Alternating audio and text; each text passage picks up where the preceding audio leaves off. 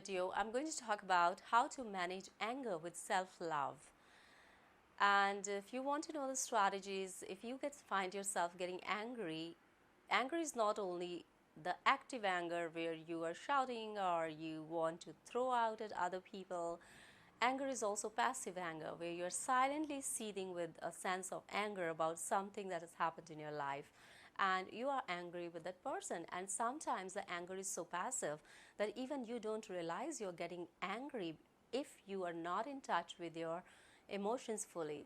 Sometimes we realize we're angry only after the event has passed because we lack that active filtering of information. Our nervous systems have not been trained to filter the emotions in the most efficient ways. We lack that knowledge. So stay tuned to this video. I'm Ashoo and I create videos on interpersonal communication skills, self-development, self-help and self-coaching tools.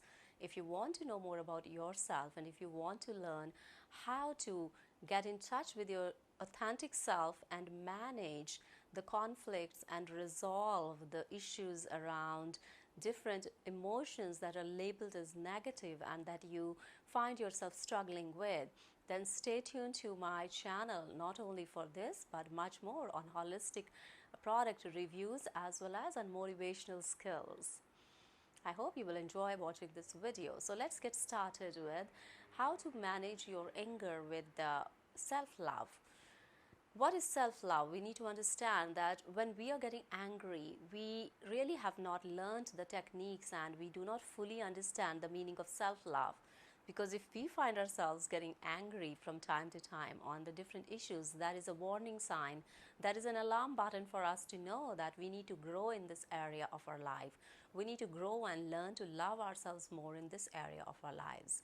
It's not about other people, it's about you, my dear friends. It's all about you. Any kind of reaction or response of happiness, anger, jealousy, ennui, whatever you name it, or disappointment that is happening inside your bodies or inside your minds, it's all coming out of yourself. And other people are just the stimuli, and your consciousness is a screen that is kind of filtering that stimuli, and how it is processing is all your processor. It is your computer like brain that is processing all that information. So if we become conscious, if we become alert in our day-to-day life towards our own states of emotions or our own states of reactions and responses, I'm sure you're going to have a great control not only over your anger, but you are going to love yourself more. You're going to like yourself more. And when you love yourself more and you like yourself more, you will be motivated and inspired to love other people around you, despite the fact that you can see those issues of anger or other negativities in them. Because once you have learned to cope with your issues and your feelings of anger or anything that is labeled as negative emotion, you're more compassionate now. You are more powerful now because you have those tools that you could use to inspire other people as well. So what can you do in order to manage your anger? I'm going to talk about a few steps, and these steps are very important and they become important only when you start applying them. The first important step is acknowledge your anger. Whenever you get angry, and this is a skill, this is a tool that most of us are cut off from, you need to first acknowledge anger as something like a tangible thing, something that is separate from you. So if you are able to do that, that means you have become successful in cutting anger away from you in the first step of acknowledging it. Because when you have acknowledged that I'm sensing that something in me is angry, it's not that all of you is angry, it's only a part of you that is angry. And that is a mistake we make, that when we are feeling emotional, when we are feeling disappointed, angry, or we are disliking something, the problem is the reaction is so intense that we believe the whole of us and we talk like this: I'm angry, I'm disappointed. So when I use the word I, that means the whole of me is angry, which is not true, because it is not that the whole of me is angry, a part of me is angry only. It's just this simple stuff, if you can understand, you will cut down a lot of stress from your life. Because whenever you're angry, acknowledge that a part of me is angry or something in me is angry. Don't say I am angry. So when you acknowledge your anger or any feeling that is creating kind of discomfort in your inner consciousness, then you have to acknowledge it like this: a part of me is angry. I'm sensing something in me is angry about something. This simple step, this simple verbal self talk and mind chatter is going to help you a lot. Believe me, it is such a rescuer in your life. So, once you have acknowledged that something in you or you've sensed something in you is feeling angry, it is time to have a conversation with this anger. Now, having a conversation with your anger is a great interpersonal skill. It is a great interpersonal strategy, because once you start doing that, you're also exercising your brain's muscles that have not developed this skill since you were children. So you are giving yourself a tool that is going to help you not only to resolve conflicts, but to help create better relationships with other people in your life.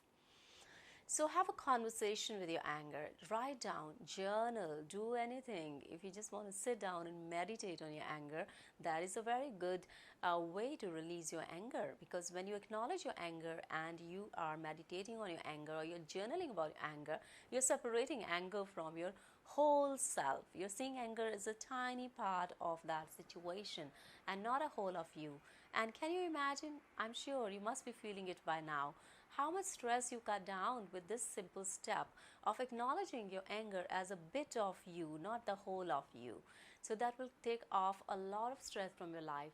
Then the second step, you could either meditate on it or you could journal it. And when you are meditating or you're journaling about your anger, what you're doing is, again, you're seeing anger as something that has come from you, but now it is separate from you. So witnessing your anger is a very powerful state. Now you are a witnesser. You are an observer of your anger.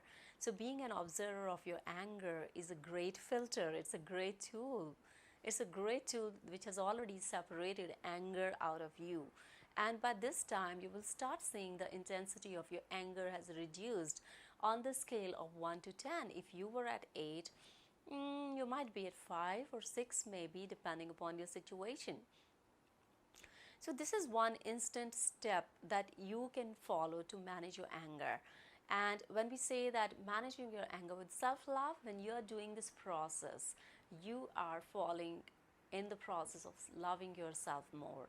Because when you do these steps, you are really have started walking on the journey of loving yourself more.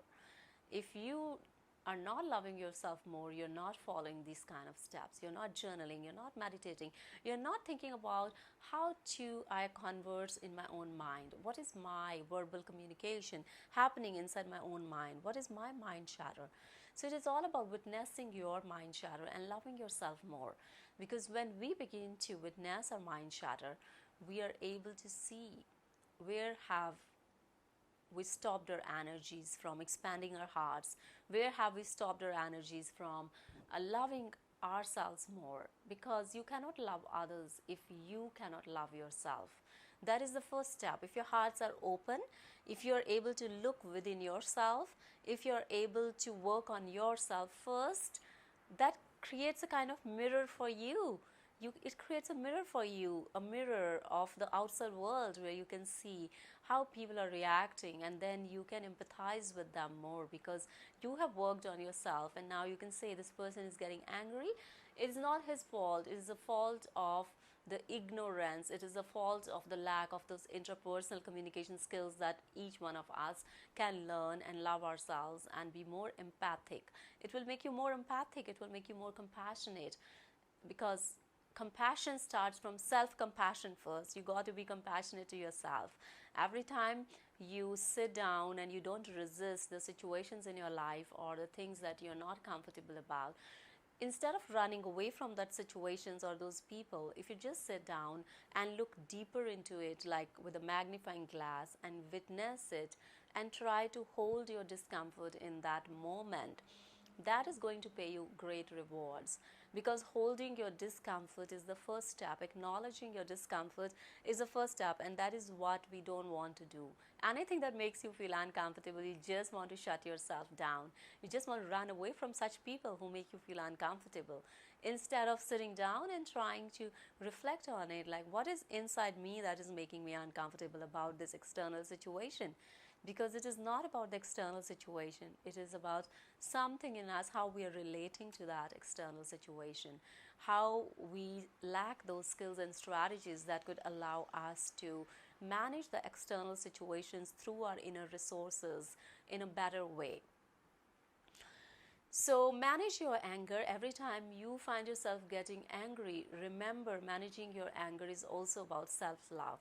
And the tool that I have given you, that is the one tool only. If you want to learn more tools, then don't forget to subscribe to my channel and hit the notification bell, so that every time I make a video on interpersonal communication skills that could help you to grow, that could help to heal yourself, that could help you to be more successful in your day-to-day life and live your days with more liveliness, with a better flow of energy, and help yourself in any ways that could open your hearts, open your spirit, and make your day turn around to be a beautiful day where you're feeling so empowered about your life, where you're feeling so empowered about your life, and then inspired about empowering the lives of others.